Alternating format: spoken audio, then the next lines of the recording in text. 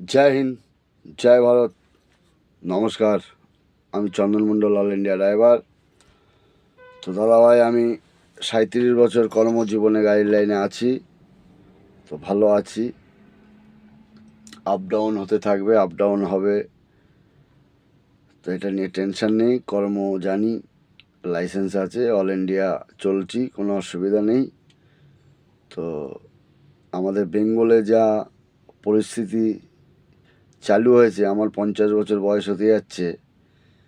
তো এরকম বেঙ্গলে অরাজকতা বা এরকম উচ্ছৃঙ্খলতা দেখিনি, যা এই টিএমসির জামানায় দেখলাম। যেটা হচ্ছে, হসপিটালে ডাক্তার সুরক্ষা নেই, রেপ হয়ে মারা যাচ্ছে, স্বাস্থ্য ব্যবস্থা শেষ, শিল্প 7,000 কলকারখানা ফ্যাক্টরি চলে গেছে 14 বছরে, পুলিশ ব্যবস্থা, প্রত্যেকটা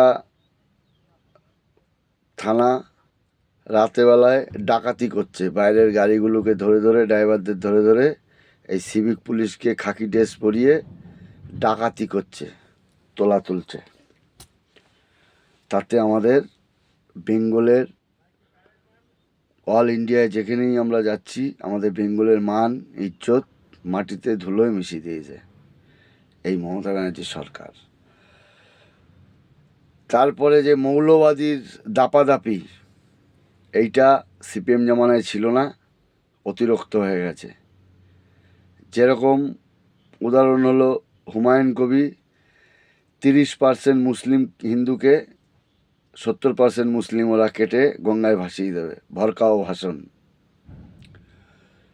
ফুরফুরা শরীফের তোয়া সিদ্দিকি, ও বলেছিল, এই মুসলমান,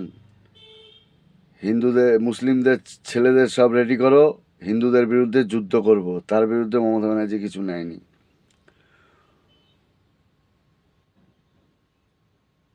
16-17-তে কালিয়াচকে থানায় আগুন ধরিয়ে দিল, সেটাও রাতারাতি ধুয়ে পুছে সঙ্গে সঙ্গে মুছে পুছে ক্লিয়ার করে দিল। তখন আমার একটা গাড়ি অ্যাক্সিডেন্ট হয়েছিল কালিয়াচক থানায়, তখন আমি কালিয়াচক থানায় ছিলাম। সেটাও কিছু হলো না। এটা মৌলবাদীদের দাপাদাপি। ফিরাজ হাকিম কি দাউদে ইসলাম দিয়ে হিন্দুদের মুসলিম বানাবে, উর্দু কথা বলবে বেঙ্গলে সবাই, তখনও এগুলো ভরকাও ভাষার না। আর অসীম সরকার কোরআনে যেটা লেখা আছে সেটা বলেছে, তাতে পুরো মুসলিম। অসীম সরকারকে কেটে কেটে কুচি করব, অসীম সরকারের ফাঁসি চাই। তাহলে তোয়া সিদ্দিকির কী হবে, হুমায়ুন কবির কী হবে, ফিরাজ হাকিমের কী হবে? ওদের ফাঁসি হোক, ওদের আগে হোক বিচার, তারপরে অসীম সরকারের কাছে আসবে। ঠিক আছে? হিন্দুদের যে কাতিল করতে আসবে, তারা মাজায় হার নিয়ে সিধা করে হারটাকে শক্ত করে এসো। নাহলে 1946 সালের যে গোপাল মুখার্জির ডাইরেক্ট অ্যাকশান, ওটা হয়তো তোমরা দেখোনি, তোমার বাপ ঠাকুর দাদাকে জিজ্ঞাসা করে নিও যে কলকাতায় ডাইরেক্ট অ্যাকশানটা কীরকম হয়েছিল। ঠিক আছে? তো হিন্দু ঘুমায়নি, হিন্দু জেগে ঘুমাচ্ছে, আমরা জানি। আর ঘুমাচ্ছে ঘুমাক। হিন্দু সনাতনীরা ঝামেলা অশান্তি পছন্দ করে না, কারণ আমরা স্বামী বিবেকানন্দর আবেগ নিয়ে চলি। হিন্দুরা মারামারি কাটাকাটি পছন্দ করে না, ঝামেলা অশান্তি, অল্প কামাবো, অল্প খাবো, সুন্দর থাকবো। এটাই হচ্ছে ওয়ার্ল্ডের কাছে বাঙালির পরিচয়। ঠিক আছে? তো আমাদের প্রশাসনকে বলবো যে আপনারা বড় বড় আধিকারিক যারা পড়াশোনা করে আপনারা চাকরি পেয়েছেন, আপনারা কেন আপনাদের চাকরিটা সংবিধান কসম খেয়ে আপনারা চাকরিটা মানে করছেন। আজকে হুমায়ুন কবির বলছে থানার ইট খুলে নেবো, তার বিরুদ্ধে কোনো অ্যাকশান নেই। মানে নেতা বলে যা খুশি তাই বলবে নাকি? থানাটা কি মমতা ব্যানার্জি বানিয়েছে? মমতা ব্যানার্জির বাড়ির পয়সা দিয়ে, টিএমসি সরকারের বাড়ির পয়সা দিয়ে বানিয়েছে, ঘরের টাকা দিয়ে, মাইনের টাকা দিয়ে? না, ওটা আমাদের ট্যাক্সের টাকা।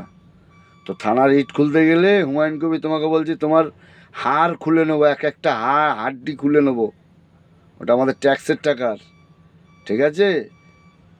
থানার ইট খুলে নেবে মানে বলতে বলতে এমন চলে যাচ্ছে মৌলবাদী, ভাবছে যে সনাতনীরা শুয়ে পড়েছে।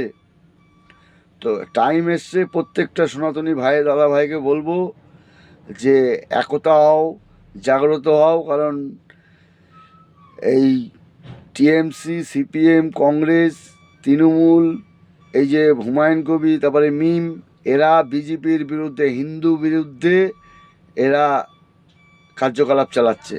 তো প্রত্যেকটা হিন্দুকে বলবো একদম সিধা হয়ে থাকবে, লক্ষ্য একটাই, হিন্দুস্তান, সনাতনীদের দেশ, সনাতনীদের রাজ চলবে, এখানে কোনো মৌলবাদী চলবে না। সংবিধান যেভাবে চলবে, আমরা সংবিধানের সিস্টেমেই আমরা চলছি। 50 বছর আমার বয়স হয়ে গেল, আমাদের সংবিধানের সিস্টেমেই আমরা চলবো। তার বাইরে যদি কেউ কিছু করতে যায়, প্রশাসন যদি না বাধা দেয়, তাহলে আমাদের হিন্দুদের এগিয়ে আসতে হবে, এটাই হলো আমাদের টার্গেট। সনাতনীর জয় হোক, সনাতনীর জয় আছে, জয় থাকবে, জয় হচ্ছে, আমরা সনাতনীর জয় হোক এটাই চাইব। সনাতনী একতা হতে হবে, প্রত্যেকটা দাদাভাইকে বলছি। সনাতনীর কোনো আপদ বিপদ হলে একসাথে একতাবদ্ধ হয়ে আমাদের ঝাঁপিয়ে পড়তে হবে, এই বলেই রাখছি। জয় হিন্দ, জয় ভারত, ভারত মাতা কি জয়।